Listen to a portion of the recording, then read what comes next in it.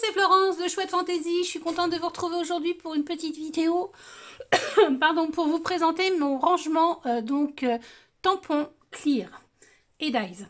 Ça fait un petit moment que j'avais dit que je vous la faisais et puis bah, j'ai traîné. Donc voilà, je vais même vous faire un petit exemple parce que j'ai reçu un tampon de Tim Holtz.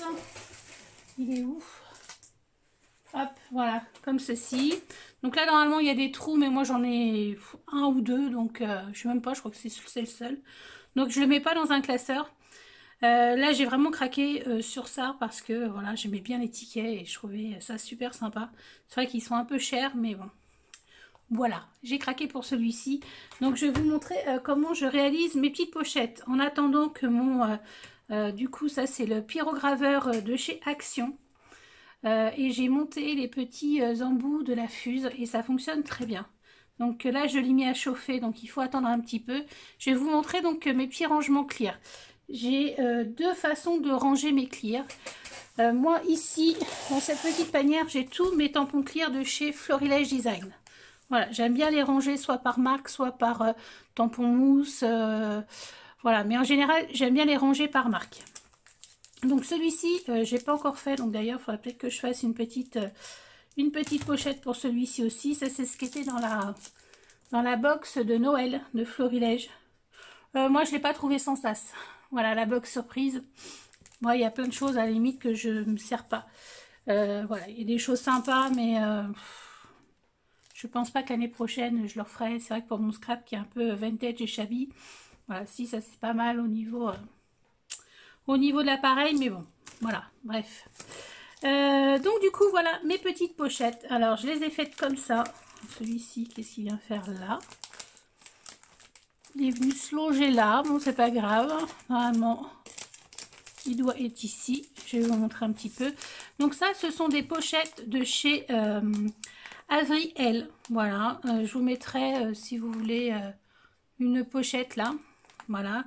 Donc du coup, j'ai fait des petits aménagements parce que c'est une pochette normalement qui est comme ça. Voilà. Et c'est un plastique beaucoup plus... Enfin, c'est un vrai plastique. C'est pas du cellophane comme les tampons... vous savez, les pochettes de tampons très fins qui s'arrachent à un moment donné. C'est pas fait pour résister non plus. Donc voilà. Donc là, c'est un plastique fin mais qui est très résistant. Donc ce que j'ai fait, c'est que j'ai calculé un petit peu, voilà, ce qu'il me fallait. Donc là, j'ai fait un petit, comment on appelle ça, soudure, voilà, une petite soudure sur le côté et j'ai coupé ici, voilà. Et ça me fait des pochettes comme ça, parce que moi, mes rangements, évidemment, j'ai choisi des rangements comme ça, voilà. J'aurais des rangements comme ça, j'aurais juste, voilà, j'aurais pas eu besoin de faire quoi que ce soit. Mais moi, je voulais garder ce rangement-là parce que j'aime bien avoir mes tampons devant, ici. Je vous avais montré un petit peu... je vais dézoomer un peu, voilà. Je vous avais montré un petit peu comment a été ma scrap room. Enfin, un petit peu, j'ai fait un scrap room, une scrap room tour, donc vous pouvez aller voir. Et moi, j'aime bien les avoir devant. Donc voilà, alors les grandes planches, je les ai mises par deux. Recto et verso. Les planches comme ça, les moyennes, on va dire, je les ai mis par 4. J'ai gardé quand même le support. Voilà. Et les planches. Voilà.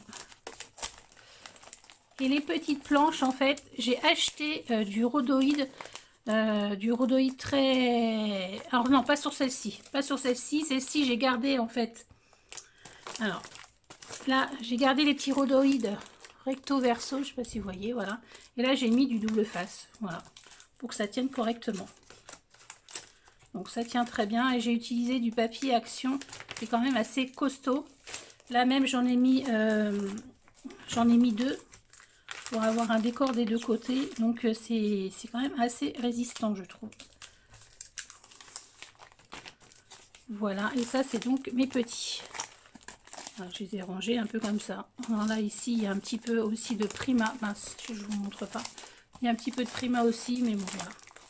Ça, c'est en général mes tampons clear de chez Florilège. Voilà. Ensuite, les tampons mousse. Même système, sauf que là, j'ai fait des plus grandes.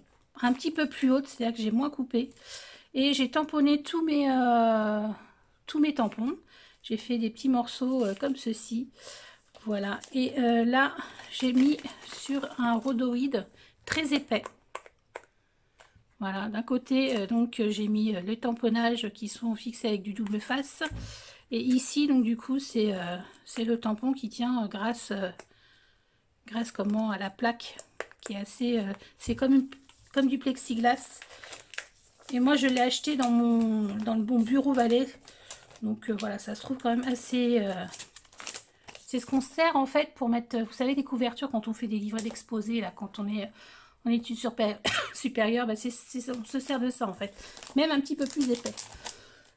Donc voilà, ici, comme j'avais déjà les papiers, voilà, je les ai remis là. Je ne sais pas pourquoi c'est revenu. Voilà.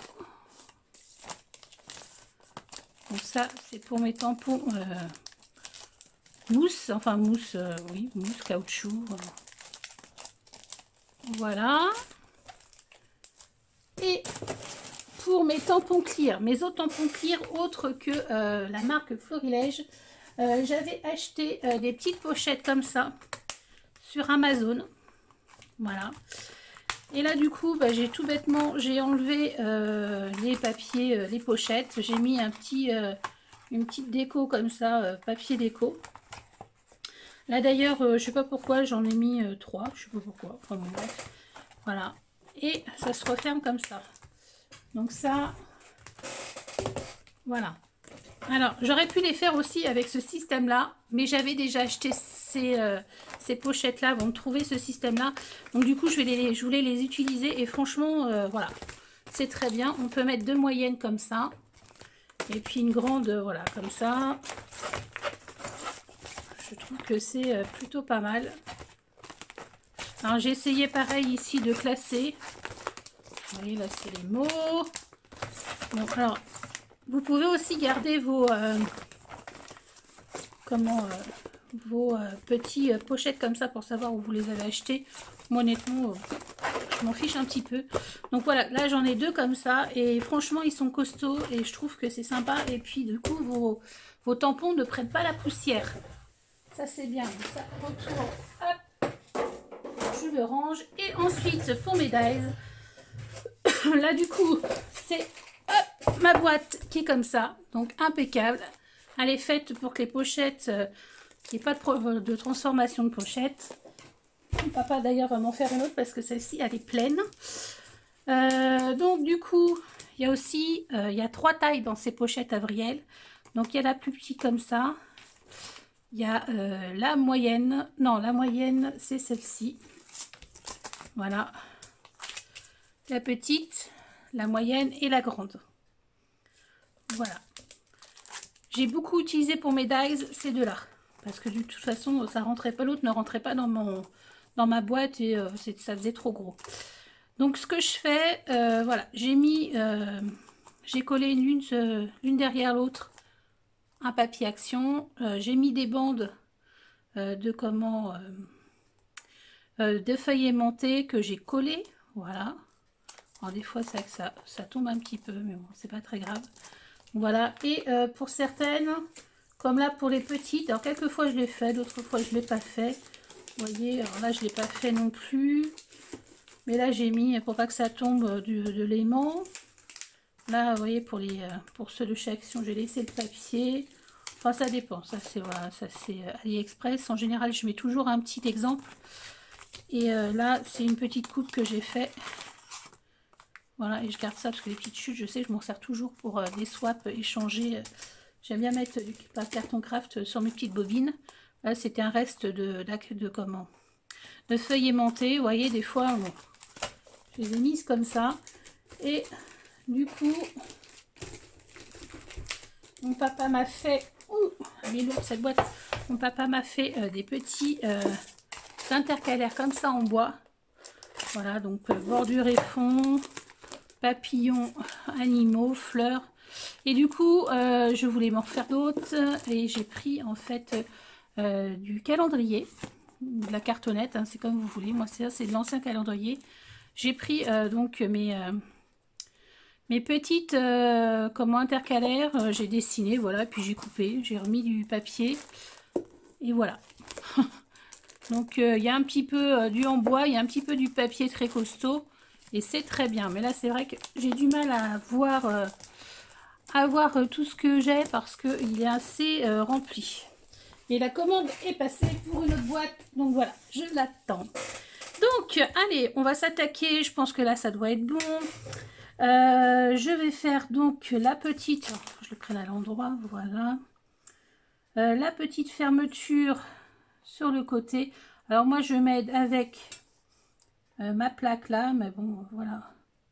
Je mets droit et puis hop, je fais mes petits repères visuels. Alors, par contre, ce qui est embêtant avec parce que normalement c'est un...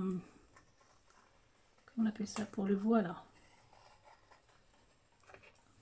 Je vais retrouver le nom, hein, vous savez, pour faire les dessins sur le bois. Pardon. Je pense que vous voyez de quoi je parle. Mais le fil, il est super court, je trouve. Alors, qu'est-ce que ça donne? On vérifie que... Ouais, c'est bien. Et je le trouve même plus efficace que la fuse. Parce que c'est beaucoup plus chaud. Donc, voilà. Donc là, on a cette partie-là qui est fermée. Donc moi, je prends bêtement mes ciseaux. Elle n'est pas trop près non plus de la soudure.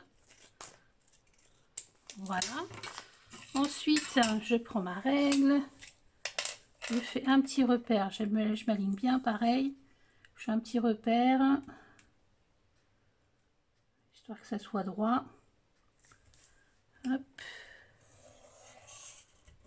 Voilà. Et ça y est. La pochette est terminée. Moi, je préfère cette technique à la pochette scolaire.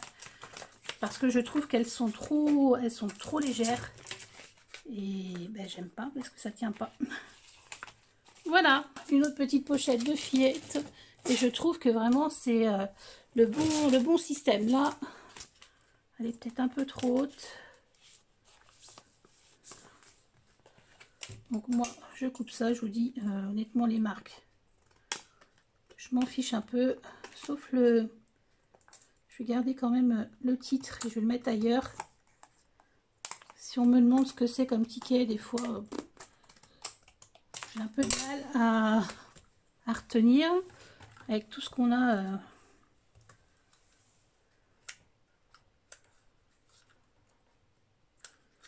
Alors, voilà. Voilà, je vais mettre ça comme ça. Là, je vais recouper un petit peu.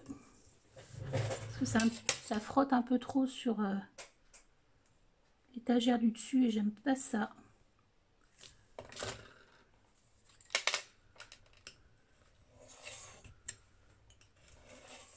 Hop.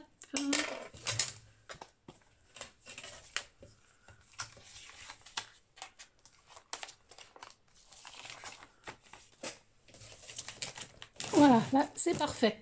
Donc voilà, c'était la petite présentation de mon rangement. Donc tampon et puis Dies.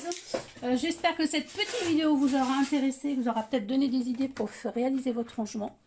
Alors, moi ça m'a pris un petit peu de temps, mais maintenant je le fais au fur et à mesure et voilà, c'est plus pratique.